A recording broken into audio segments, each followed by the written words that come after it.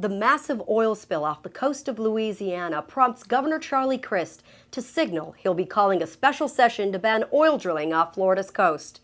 And a recent Mason-Dixon poll shows that independent Governor Crist holds an early lead in the race for the U.S. Senate. Will he be able to maintain that edge? We'll have all that and more on this edition of Power Play with the Orlando Sentinel's Aaron DeLotte and Gannett's political editor, Paul Fleming.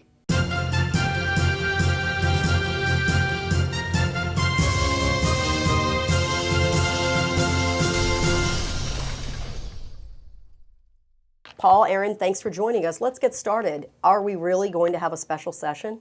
Well, it sure looks like it, and maybe not just one either. That's the interesting thing here is what may happen in response to that. If the governor has to make the call to get them up here in special session to address the drilling ban amendment that he's in favor of now.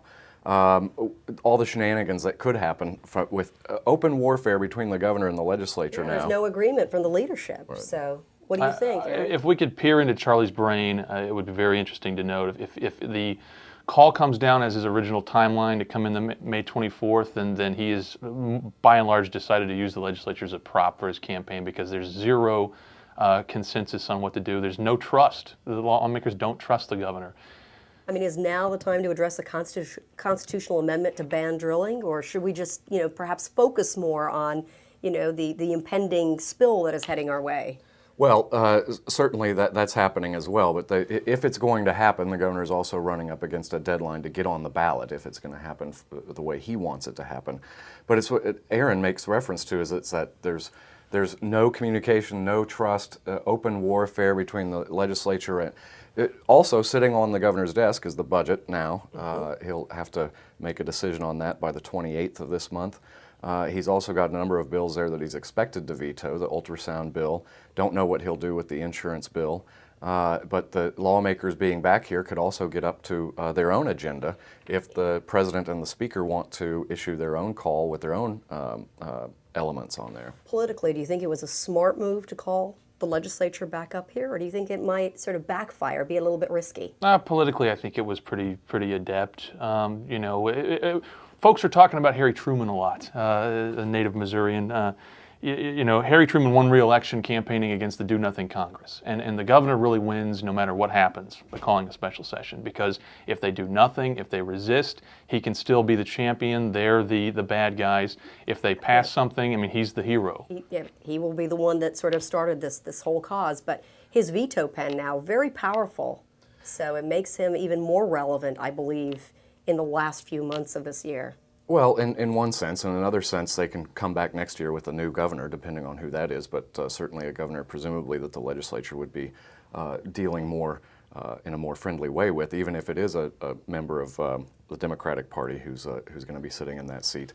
Nonetheless, the veto power only lasts until he uses it. And then the question is, if the governor will continue to call the legislature back into special sessions, in a series of special sessions, as Aaron alluded to, it plays right into his campaign. He can have lawmakers up here in a series of special sessions all summer long.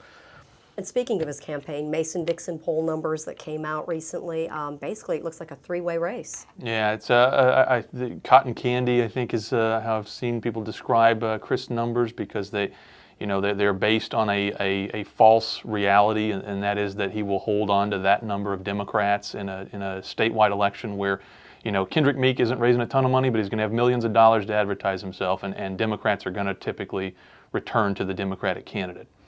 That his lead at 38% in that three-way race now depends on that 40% of more than 40% of Democrats supporting him in that poll. It's hard to think that that's going to hold, particularly if the president gets involved behind Kendrick Meek. And just as things generally go along, there's also a significant portion of Republicans there, and you got to think all of those are going to fade a little bit. Interesting to watch. I mean, we're just all watching with bated breath. Moving along, let's go to our Power Play of the Week.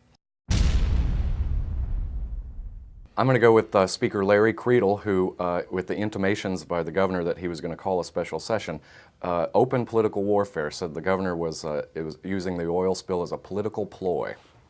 Aaron? I'm going to go with Agriculture Commissioner Charlie Bronson, term limited, not running for anything else, stood up at the cabinet meeting and really was the only member of the cabinet to oppose an oil drilling ban sort of outright.